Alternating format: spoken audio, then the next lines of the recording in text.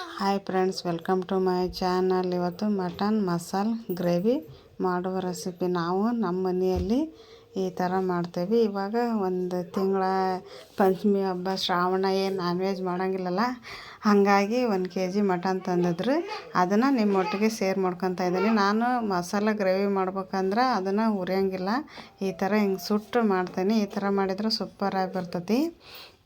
ಬೇಕಾದ್ರೆ ಮಾಡಿ ನೋಡಿರಿ.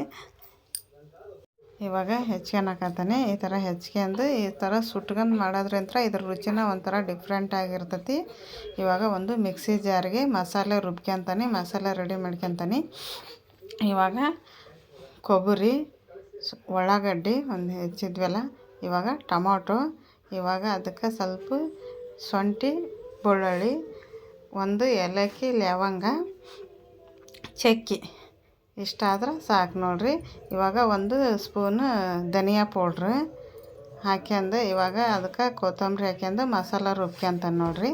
ರುಬ್ಕೊಂಡು ಇವಾಗ ಒಂದು ಬಾಣಲಿಗೆ ಎಣ್ಣೆ ಹಾಕಿ, ಆಲ್ರೆಡಿ ನಾನು ಬೇಗ ಆಗ್ಬೇಕಲ್ಲ, ಮತ್ತು ಚಿನ್ನಮ್ಮ ಜಲ್ದಿ ಹೇಳ್ತಾಳೆ, ಹಾಗಾಗಿ ಕುಕ್ಕರ್ನಾಗ 4 ಸೀಟಿ ಮೊದಲ ಹೊಡೆಸ್ಕೊಂಡಿದ್ದೆ. ಆವಾಗ ಅದಕ್ಕೆ ಶುಂಠಿ ಬೆಳ್ಳುಳ್ಳಿ ಪೇಸ್ಟು, ಅರಿಶಿನ, ಸ್ವಲ್ಪ ಉಪ್ಪು ಹಾಕಿ 4 ಸೀಟಿ ಹಾಕ್ಸ್ಕೊಂಡಿದ್ದೆ ನೋಡಿರಿ. ಇವಾಗ ಒಂದು ಕುದೀತಾ ಐತಲ್ಲ, ಇವಾಗ ಇದಕ್ಕೇನು ಹಾಕ್ತಾನೆ, ಖಾರ ಪುಡಿ ಹಾಕ್ತಾನೆ ನೋಡಿರಿ.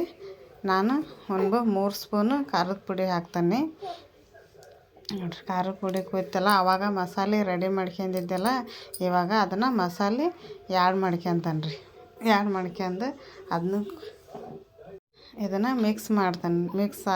ಮಿಕ್ಸ್ ಮಾಡಿ ನೋಡಿರಿ. ನಾವು ನಮ್ಮ ಮನ್ಯಾಗ ಹಿಂಗೆ ಸಿಂಪಲ್ಲಾಗಿ ಹಂಗೆ 1 kg ಹಿಂಗೆ ಏನರ ತಂದ್ವಿ ಅಂದ್ರೆ ಮಟನ್ ಮಸಾಲೆ ಗ್ರೇವಿನ ಈ ಥರ ಮಾಡ್ತೇವ್ರಿ.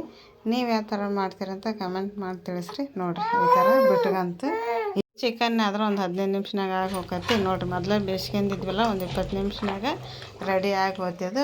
ಬೆಂದತ್ತಲ್ಲ ನೋಡಿರಿ. ಯಾವ ಥರ ಮಟನ್ ಮಸಾಲೆ ಎಣ್ಣೆ ಗ್ರೇವಿ ರೆಡಿ ಆಯ್ತು. ಈ ವಿಡಿಯೋ ಇಷ್ಟ ಆದರೆ ಲೈಕ್ ಮಾಡಿ, ಕಮೆಂಟ್ ಮಾಡಿ, ಸಬ್ಸ್ಕ್ರೈಬ್ ಮಾಡಿರಿ ಫ್ರೆಂಡ್ಸ್.